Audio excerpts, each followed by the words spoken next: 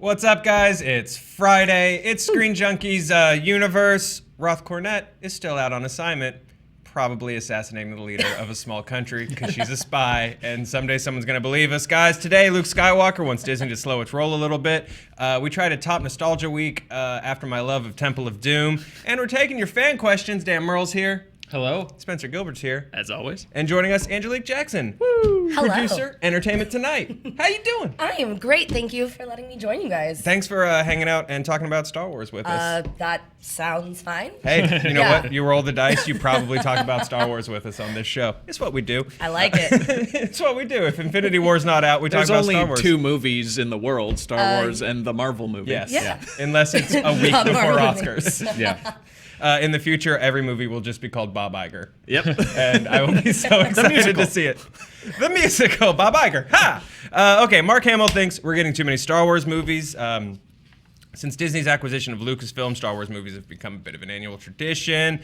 A lot of people love it. A lot of people hate it. But others, including Luke Skywalker himself, Mark Hamill, thinks it's overkill. He was speaking with Cinema Blend and said, I will say they should pace themselves because you don't want to oversaturate it. I said to Disney, really? 5 months after we come out comes Solo, a Star Wars story? Can't you at least wait until Christmas? But they've got things booked. They're doing Marvel and their own movies, so that is beyond my purview, which, one, I think is ridiculous. I think Mark Hamill should. Look at young Chewie there. Yeah. Ooh, looking a little fluffier. Yep, Chewie looks real good. Yeah, he got his summer coat. Yeah. You know, I've never really, taken a second glance at him before, but. Yeah, looking styled. Yeah, just still. Well, they're new in their relationship. He's still, they're both still trying. It'd be great if Yes, they had, like, you can tell. He can tell. He really did his hair that day. He's like, oh, I just want to make sure he still likes it. Yeah, just blew it out. Yeah, no, do absolutely. hipster Chewie with like the undercut. Oh, Get the fade going. I actually want to see that really bad now. Does he have more straps than he usually does? Oh, I wasn't. Can we go back to the Chewie clocking picture? that, This is all we're going to talk about now. JTE is Chewie. Oh, he doubled up the straps, right? Yeah. It's Wide usually strap. just Yeah. one. All right. This is okay. Younger Chewie. We'll get the He story can behind that carry too. more. Absolutely. Everything in that picture will be exexplained in its own. Absolutely. There will be a moment where spin-off. Chewbacca loses one strap and he's like, grrr, and then the subtitles, it's like, this is my look now. Sure.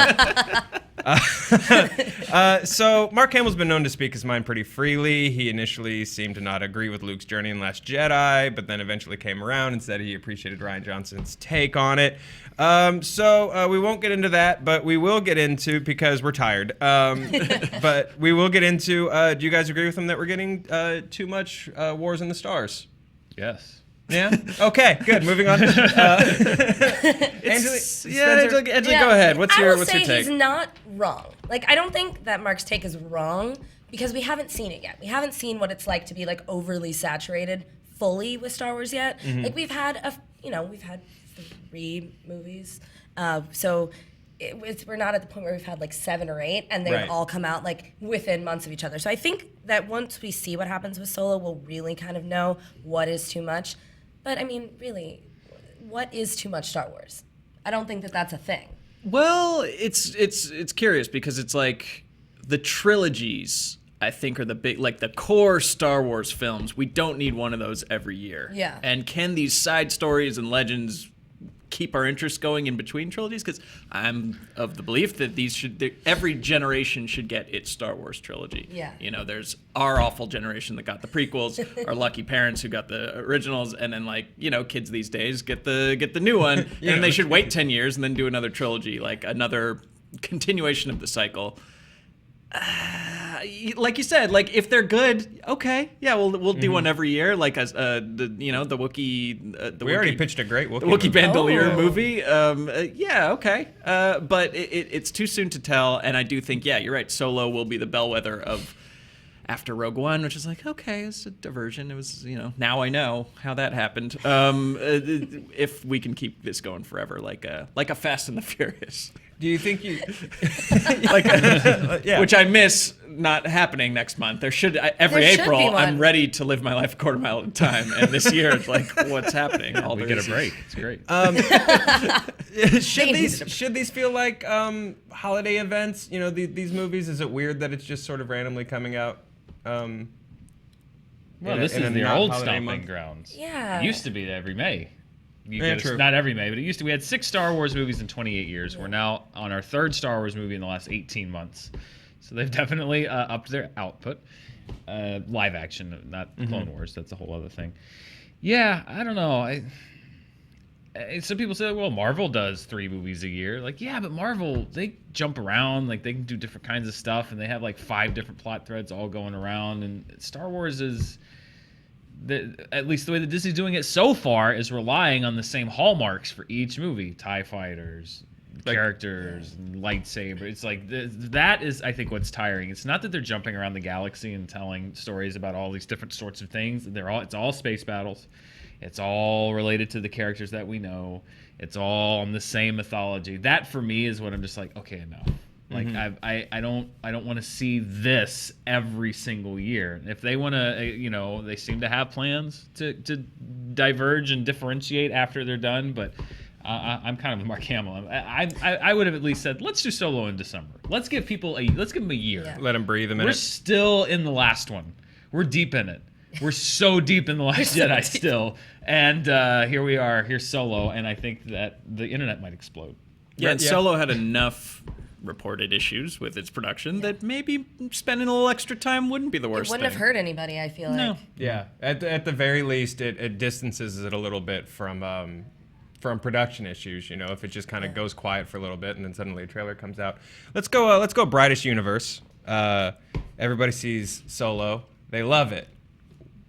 What do you want to see rolled out from there? Like more Star Wars movies, Star Wars about specific stuff. It's series? tough because I want this to be good but not great, because I think because if this is great, they're gonna be like, oh, people just love original trilogy bait, and it's like, let's take a sidestep or check out a different part of the galaxy or something like that. Because after Rogue One, it's like, here's where the Death Star came from, plans came from, and Solo, it's like, here's where Han Solo came from. Like, there's so much more. Like, can we stop just picking apart every little tiny shred of meat left on the carcass of New Hope? Like, there's other things. There's so many people in that Senate building. Well, yeah, There's exactly. countless stories to tell. Yeah. So, okay, let's go darkest universe. It's awful. Disney's like, oh God, what have we done? How do they recover then? Do they start taking standalone films off the table? What do they do? I think they can still do standalone films, but it does argue that these trilogies coming up, like Rian Johnson's trilogy, really have to do something that's totally different. I mean, we can imagine that will happen with Rian no matter what, but we have to kind of hope that it's going to be a totally different part of the universe, that they're going to talk about stories that nobody is really that familiar with. That's actually kind of my big concern. Like, I really want Solo to be good, but I really am doubtful. I would like to amend that for not wanting to see original trilogy spin-offs, because I still want to see the Young Yoda movie.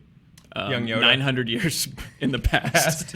And he's just in that like weird magic planet he comes from with Do you want to see Yaddle. it with Yaddle? Yeah. Do you want to see it in the style of Boyhood? Yes, exactly. Exactly. Just like his drunk stepdad, hitting him with a stick. Show you I will. Run away I can. That was my my Yoda with no warm up this morning. I liked it. Yeah, no, it's good times. Dan, Yeah. is Solo gonna be good? I hope every movie's good. Yeah. If it's the worst thing it could be at this point is divisive. Although what movie isn't anymore? But I hope it's good. But I'm with Spencer. I don't want it to teach the wrong lessons. I don't want it to be like, great, now we get Boba Fett, Obi-Wan, Yoda, Jabba, younger Ray's parents. Here's who they were. The story of nobody. Star Wars. I'd watch that. It's a living. Yeah, exactly. So if it's good, I hope that they take the right lessons from it and not just like, oh great, let's just rehash everything. It's hopefully it will be reliant on character. Okay. And not just what a character says or does, but like actual character. Like build a compelling character. How's he different? Yeah. How's Han Solo different? That's what I think. That's what Solo's going to rely on. Not how much is he like Harrison Ford. How is he different in this movie, and how is he unique? Because if it's just a guy impersonating Harrison Ford, there's a bunch of them on the internet. This is true. Nobody This is needs true. Yeah, a lot of guys with acts that are like, hey, you ever wonder what it looks like when Han Solo's at the shopping mall? Well, and then they turn around and say, go, Joe. Oh, no, I don't. No, I don't have the skill. You sound like you've made one of these videos before. No, just sadly sat through their acts. I'd like to return these pants. That's old Han Solo. That is. Sir, we can't take those back. That's not how the Gap works. And there's some great Han Solo impersonators too. It's like if you're gonna do that, get one of those guys. Yeah. You know, don't get an actor that's trying to do its own thing. And it's like if you want a Han Solo impersonator, they should have just gotten one. Yeah, I like that point though. Like, how is he different? That's Yeah. kind of what's going to be important. And then, how many sick coats is young Lando going to wear? That's mainly why I'm going. I in. mean, Yeah. I'll be honest, I sort of wish we were just getting a Lando movie. And I love Han Solo, clearly. But all of the little bit of visuals that we've gotten of Donald are just... I feel like Donald Glover insane. probably just wore his own coats, like Daniel Day-Lewis absolutely in agree. Phantom Thread. He just dressed himself and walked to set. He's like, I don't need costuming. I got this. He's like, I am Lando. I mean, it says something when like two silent images of you steal two different trailers. I don't know if it says more about you or about your selection of coat, but I mean, just bravo.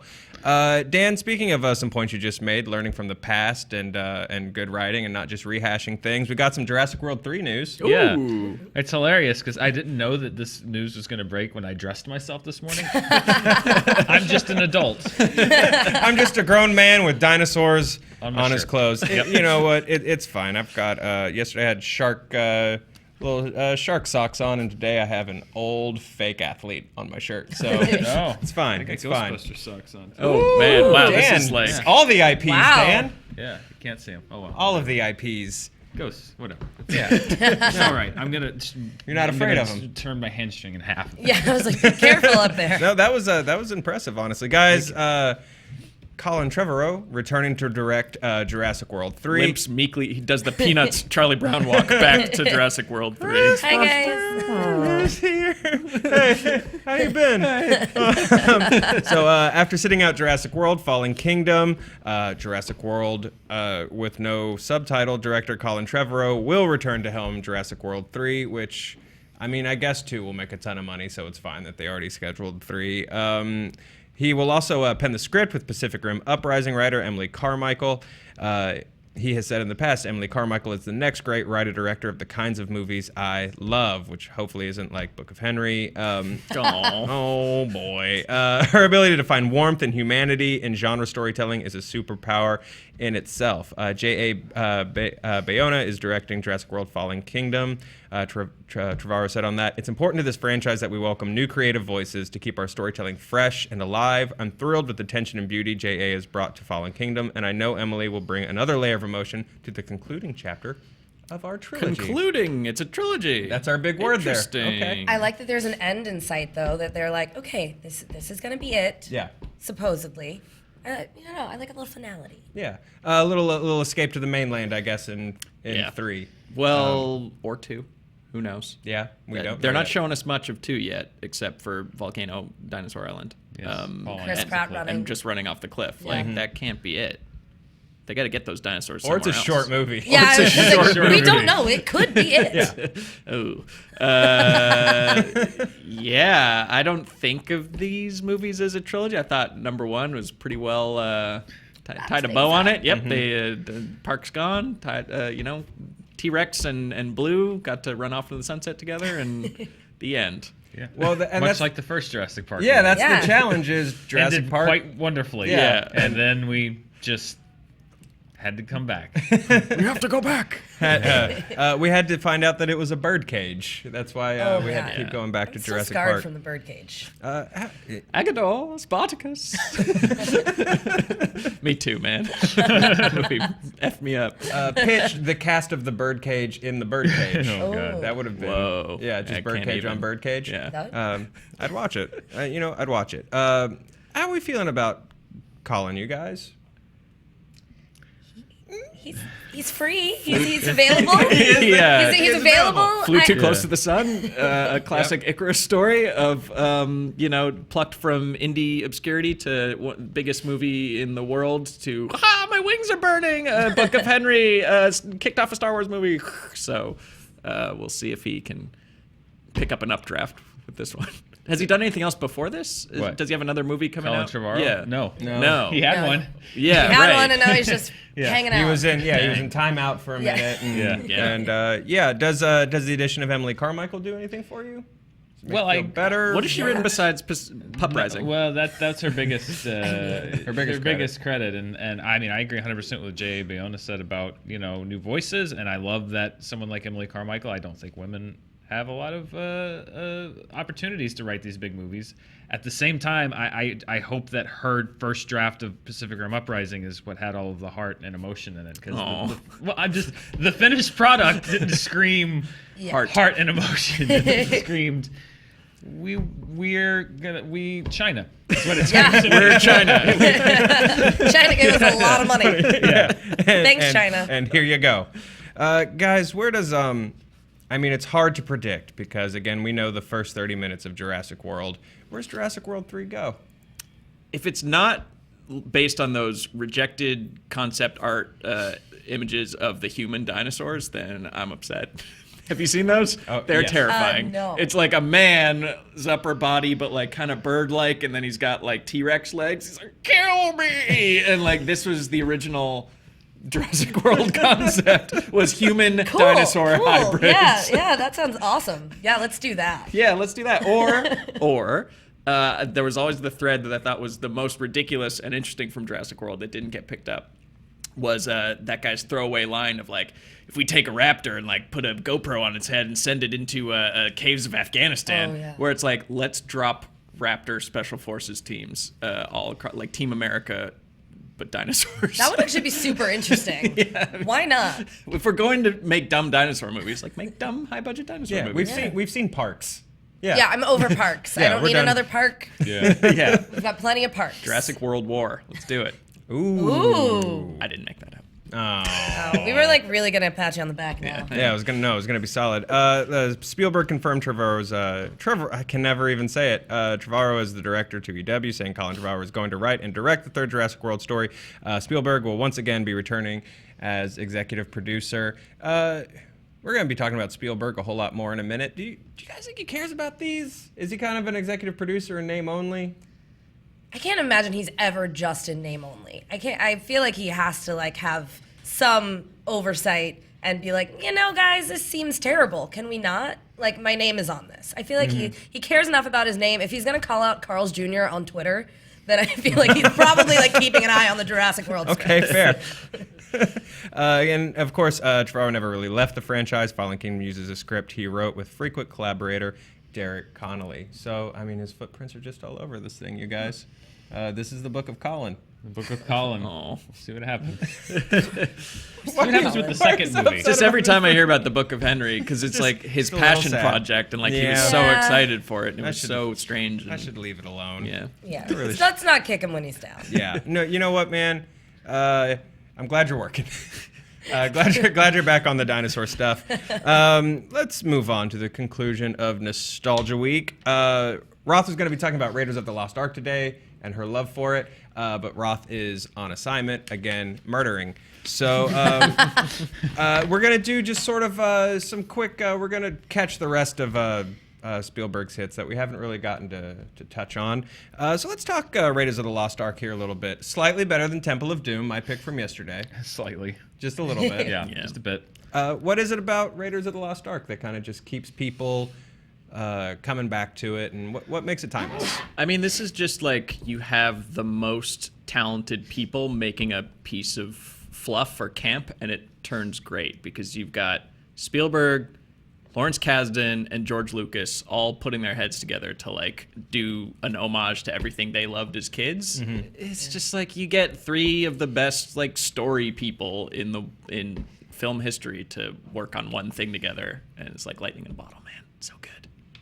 So yeah, I think it's just like you get those three behind it, and you couldn't miss. It's just the sheer amount of like film brain power involved. It's like they could have made a movie about what's the ice cream cone that farts magic ice cream. The South Park guy. Yeah, exactly. Yeah, the ice cream guy that farts tacos. Yeah, that's what it was. They really could have nailed that. That image is seared in my brain too. Let's talk best scenes. Dan, you got a best scene from Raiders? Oh, so many. I love that entrance when he comes into. It's not so much a scene as a cinematic moment, but that entrance when Marion's been doing the drinking contest and she's cleaning up the bar and the door opens and the silhouette is in the doorway. Like, that is just such a classic like old Hollywood entrance. Like, I love, every time I watch the movie, I just love that moment because it's so just. Spielberg has this reverence, particularly at that stage in his career, this reverence for like movies from the 40s and 50s, and that is just like it's straight out of one of those studio movies from the 40s, and I love that, just that image of the big wall with the silhouette. I don't know what that light source was, but that's all right. That's the movie. It's actually just Harrison's aura. Exactly. Yeah. Like, he didn't actually need any lighting. Yeah, there was actually none set up. No. Yeah. Any standout Raiders moments for you? Well, actually, you were kind of leading me right there. I just feel like Harrison Ford is just such a star in the entire film. Like, you're watching it, and all you can think is, this guy is Indiana Jones, and it's something that is so special about him in general, to have so many moments and so many characters where he just is perfect, and he is that kind of big iconic film star. I don't know. That's what I got.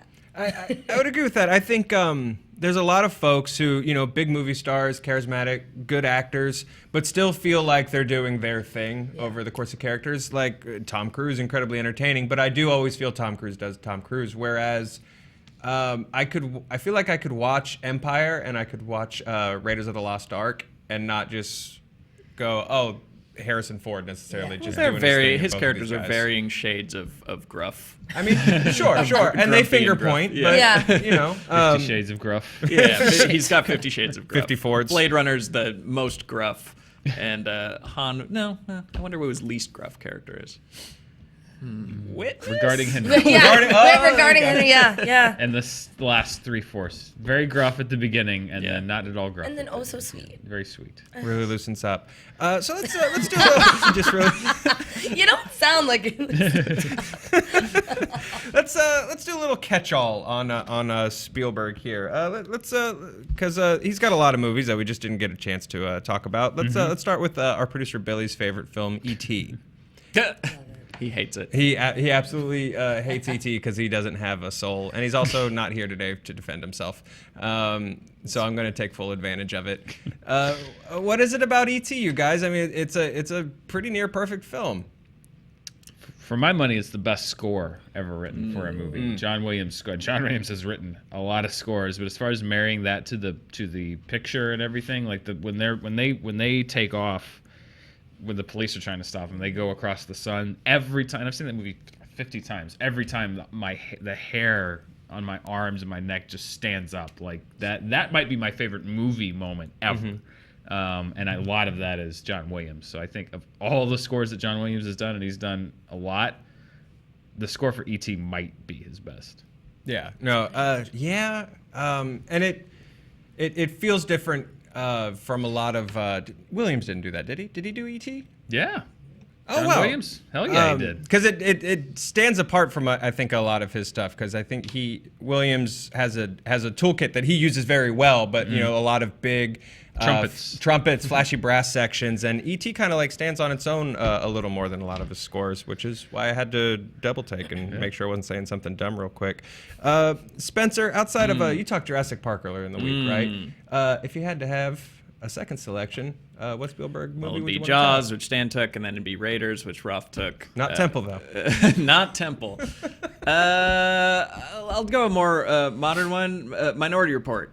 That movie's awesome. I think that's a future classic, and just the sheer imagination and the questions it raises of the precogs and pre-crime, and I do think it's a more restrained Tom Cruise than we're usually seeing. Sure. He's kind of scaling back his cruisiness, but just a science fiction film with the sheer amount of ideas that it throws at you, and I don't know if it's still good visually. I haven't watched it in a while, but precogs, sick sticks, the driverless cars and stuff like that. Like, these are all things that we are grappling with today. And he was just like right on the money. It's super entertaining and still provocative in the early 2000s. So props. Yeah, absolutely. My only qualm with Minority Report is I felt like Steven Spielberg's, it's the same thing that I think happened with AI, which is that his lighter nature took over, and I thought the ending of that movie was way too up. And I know the theories that the ending, or spoiler alert for almost 20-year-old movie, that the ending is in Tom Cruise's mind, and that he was put into cold storage. It's like that's very possible, but I think probably not. And I think it was way too happy. And I remember reading, and I don't remember where, that there was gonna be, and it would have changed everything, and I think it would have made the movie perfect for me. Like the precogs are in that cabin, and the shots going out, and there was like a text that said that was gonna come on screen. It's something like, the precogs, were never used again. And then the last line is gonna be like, the following year there were 147 murders in Washington D.C. And I was like, for me, is like, oh, why didn't you keep that? Because that would have been such the perfect like dystopian sci-fi. Is like even the happy ending's not a happy ending, and this may be, again, I read this a long time ago, but I heard that Spielberg was like, no, let's just use the happy ending and not do that. And I'm like, no, go for it, really go. Yes, that little hint of darkness at the happiness. That's I think that movie's amazing. My only qualm has always been like, I think the ending get a little too pat and a little too, and I like that theory that it's just in his brain and that Max von Sydow, zaps him and he goes into the. Into the tank. A little dark for Spielberg. Yeah. A little dark. Angelique, let's pretend I had the foresight to prep you with this question before we went on air. You're fine. Yeah. Favorite Spielberg? So I'm gonna have like a really unpopular opinion right now. I really love The Lost World. I know. Let's get into this. We're gonna have to really, really get into this. Look, I preached Temple of Doom all day yesterday, so yeah. Never First go of full all, Goldblum. I mean, I could argue that maybe you should do more. Okay. But first of all, I love Raptors. I think it came out at the right time for me, where like the original Jurassic Park just scared me a lot. But The Lost World was really cool in that like Julianne Moore is this amazing like badass that went in there by herself. The young girl, I was a gymnast at the time, so just watching her like do the giants was pretty awesome. I don't know. I'm just a fan of Goldblum. Yeah. And Vince Vaughn. There are some cool shots in that movie too. Running through the tall grass and you do the overhead shot of the raptors kind of coming up on the sides. Okay, Lost World. I would have also. Oh, sorry. Go ahead. No. No, that sequence. The Lost World is not one of my favorite Spielberg movies, but it does have some of my favorite Spielberg sequences in it, and that the raptors in the grass where you just see the tails and they're closing in on the group. Like that is such a great. And then Julianne Moore on the glass. Yeah, and that like spider webbing and stuff like that. I will say, Lost World may not be my favorite movie, but it has some great set pieces. That, again, like that's what Spielberg does. That's what he's the master of that. That's what Ready Player One has. Yeah, some really great set pieces. Yeah. And the Lost World and Jurassic Park 3, I think even more so. I think we're handicapped a little bit just based on adaptation. Like they took some weird selections out of the second book, and then the third was literally deleted scenes from the first two books. Yeah. Totally. So definitely did not have that going for them. Oh no! I just have to run to the restroom. Oh, get out of here! Our first bathroom break. Go. Yeah, no, it's a first. I was also going to bring up AI as an undersung, especially when you're talking about sort of that brutal sad option on Minority Report. Just it's like his last Jedi of his childlike wonder phase, where it's like, yeah, childlike wonder. Also, it doesn't always work out and things get sad. Right. Yeah. No, it's like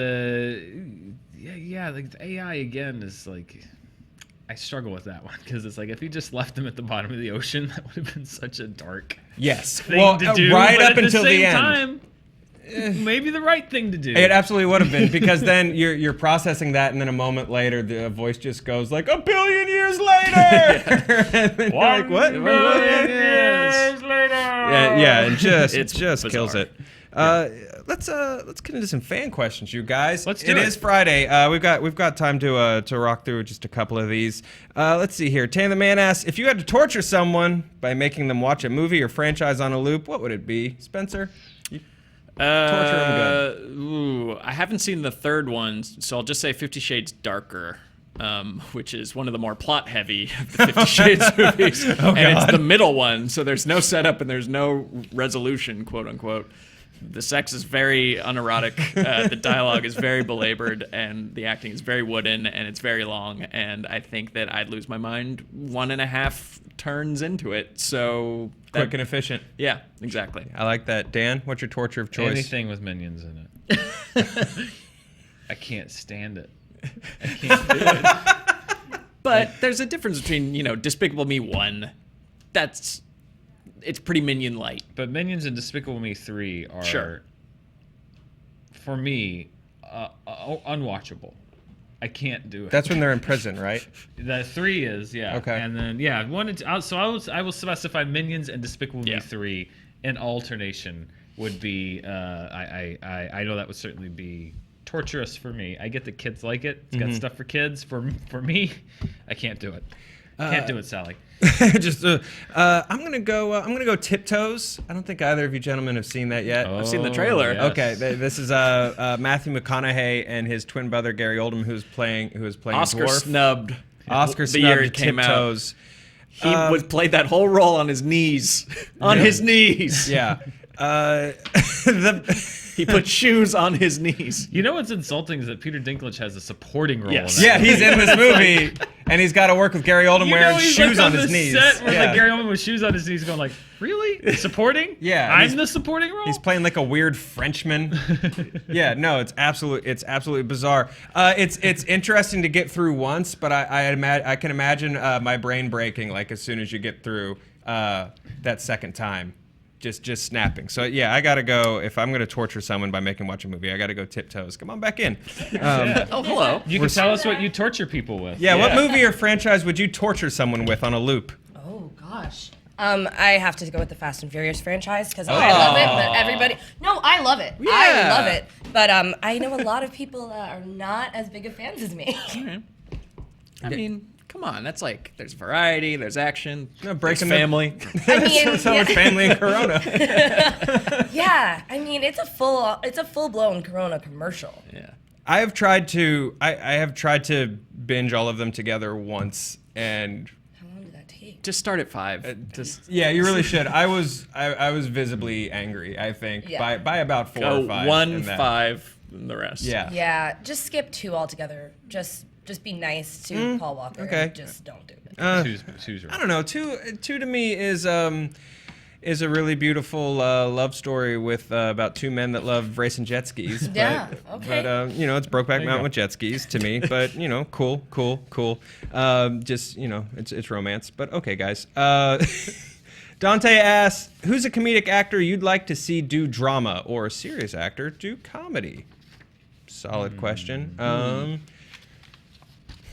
I guess like Sacha Baron Cohen's sort of done serious stuff with like Hugo-ish. Yeah. But he seems like A, the well has run dry on his comedic characters, and B, like he just seems like kind of a chameleon, like somebody who could really disappear into a role. And I was excited when he was playing Freddie Mercury. I thought that was like an awesome casting choice, but I hope he Jim Carrey's his way into an Eternal Sunshine somewhere.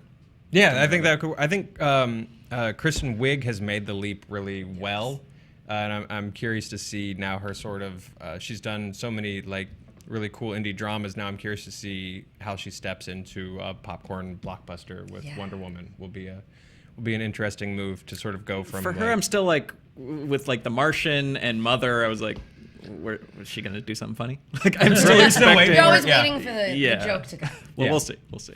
Dan. I'm still waiting for the all-out DiCaprio comedy. Yes. He can do it. He's done comedic sequences in the past, but I don't think, if my memory serves, he's ever done a flat-out comedy. Yeah. And I think he'd be really great at it. Just watch Wolf of Wall Street. I mean, he's the funniest thing in that Slapstick. movie, and he's in a movie Yeah. with Jonah Hill. I would still love to see like a like big budget studio comedy from DiCaprio. I think that'd be great. Yeah. Angelique. I feel like I would like to see if Chris Pratt could do drama. Like I mean, he has. I know he was Moneyball. He things, but I But just it's like still very a real, pratty. Yeah, he always has his like cute like thing. I just want to see if like we have like a real serious actor. Yeah, if he can take a few more yeah, because Magnificent Seven, there's a very thin line between that guy and Star-Lord. Yeah. A see-through line. I would like to see. I was about to say, are they different characters? I'm yeah, not they sure. may not be. I would watch Inarritu direct a comedy. I want to see. I want to see his naturally lit, one continuous shot, like Dumb and Dumber film. I don't know. Well, we kind of made that the honest trailer for The Revenant when we just put the Jackass music under it. Yeah. It just This is feels true. like an episode. This is true. There's a step there. Guys, Angelique, I don't know if you're a horror fan. Ace asks, any great horror movies I can show my cousin? He did not give us the cousin's age. He's a first-timer, preferably newer horror movies. Why preferably? First of all, there's some some great good older classics, horror Ace. movies. Yeah. I don't know how old your I don't want to Yeah. scar Ace's cousin. Here's Yeah. my problem. I don't know how old his cousin is. I'm kind of scared of most horror movies. I'm trying to think of something that's light, like something that's Yeah. like good and scary, but like also appropriate for like a 5-year-old, which is also 5-year-old. me. Yeah. Oh, 5's a little young for this one, but for modern and like not too graphic and like maybe It Follows. You know, that's it's spooky. Yeah. it is. Yeah. It's kind of original. It like kind of sticks with you, but it's not. You know, They'll learn about the dangers of STDs. Yeah. a lot By at metaphor, a younger yeah. age. Yeah, and that's Yeah. important. Teach him young. Yeah, no, absolutely. I mean, I think it's a time-honored tradition to be broken at a young age by The Shining. yeah. And just, yeah. Oh, do we really want to go to Barehead right away with the first horror movie? Yeah. I don't know if we want to go with man in a dog costume collating on maybe horror movie number 4. Hey, come on, man, we're fine, right? We all turned out killer. Did we? I'm trying. Yeah, I don't know. It's hard to know without the age because I absolve all scarring responsibility. You know, if he's like 15, then I'd say The Exorcist. But if he's like 6, I would not say The Exorcist. Yeah. I would definitely not say The Exorcist. So I would maybe not even say like Fern Gully. Yeah. Because that Oh, pollution Fern was Gully scary. is so scary. 15 even Oh. maybe too young for The Exorcist. Yeah, now that I think about it. 15 might be too. Yeah, young it's a little for too young for The Exorcist. Exorcist. But honestly, for a teenage boy, girl, for a teenager, it's almost like the graphic violence is less disturbing to them here in America than like the psychological stuff. Yeah. Like I'd show them The Thing before I'd show them The Shining. Like, yeah, it's like a dog with like weird, gross tendrils coming out of it is gonna mess them up less than The Shining and like the old lady in the bathtub. Yeah. Yeah, true. The Strangers maybe. That's kind of low impact, although it's very realistic. Yeah. So that might be. Yeah, I'm just trying to think of something that's not too intense, but also scary. Yeah. Scream? Scream, actually. Like, It's a commentary hardcore. on Yeah. horror movies. It's like making fun of them. So you But got, that's kind of good for like a first one because Yeah. even I mean I know you don't get that they're making fun of them, but it's like it's scary enough that you're like frightened and you kind of get the idea of like what a horror movie should do. yeah. I like Scream, yeah, it's a good one. Yeah. Halloween is, I don't know. Again, it depends on the age. I don't know. Yeah. Mike asks, what's a movie you guys all consider very personal to yourselves and who you are as a person? Or, what is a movie who has helped you figure out who you are? Whoa. We got all serious questions this very week. deep. Usually it's like, Yeah, what? you guys told me Fridays were fun. Yeah, right? What's going on? Usually it's like, what movie car would be your best friend? But today we're going this way. Dan, I know you've got a couple that you sort of wear very close to your heart. Yeah.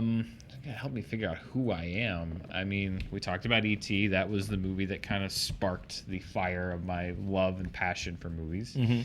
I'm trying to think of one that's like helped me figure out who I am, like as a person. That's pretty.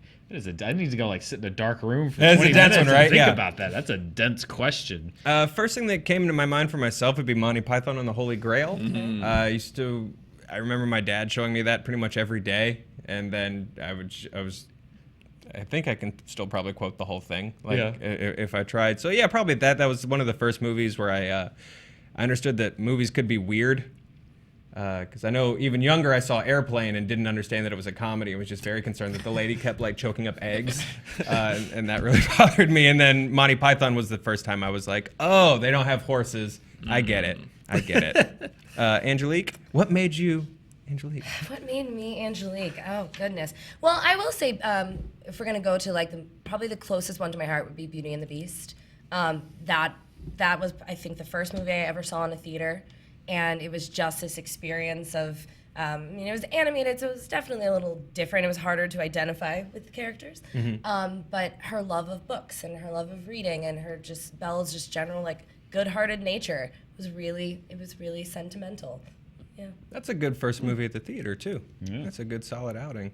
Spencer, what made you all this? I'll pull out a movie I loved as a teenager and still do is Being There, where it's just the story of a guy who is really lucking his way through life and stumbling from one more improbable situation to another and being mistaken for someone more profound than they really are. And I think that describes me to a T, man. I'm into that. All right, cool. We went deep on today's fan questions. Very Angelique, deep. next Friday you come out, I promise. They'll be a little doofier. A little fluffier? Yeah, a little fluffier. My bad. Guys, a lot to watch this weekend. Our new old show, Smash Hit, which...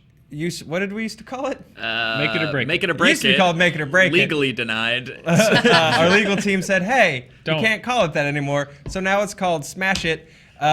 We've got a ton of episodes dropping this weekend. We do one on 1999 today at 4 o'clock right here on News. And then this weekend at our usual drop time, which I think is 10 a.m., we're doing video game movies on News. Will Smith on ScreenJunkies Main. And then Sunday, we're dropping a video called Last Jedi. It could have been worse right here on News. Dan, thanks for being here. Go with God, Joe. Good luck. Enjoy. Have fun. Spencer, sir, always a pleasure. Yeah, see you Monday. Yeah, well, I'll see you in 30 seconds. After we leave. Angelique, thank you so much for coming on. Thank you guys so much for having me. And It do was please super come back. fun. Please I come would back. Love to. Guys, let's roll to a clip of Smash It and have a good weekend.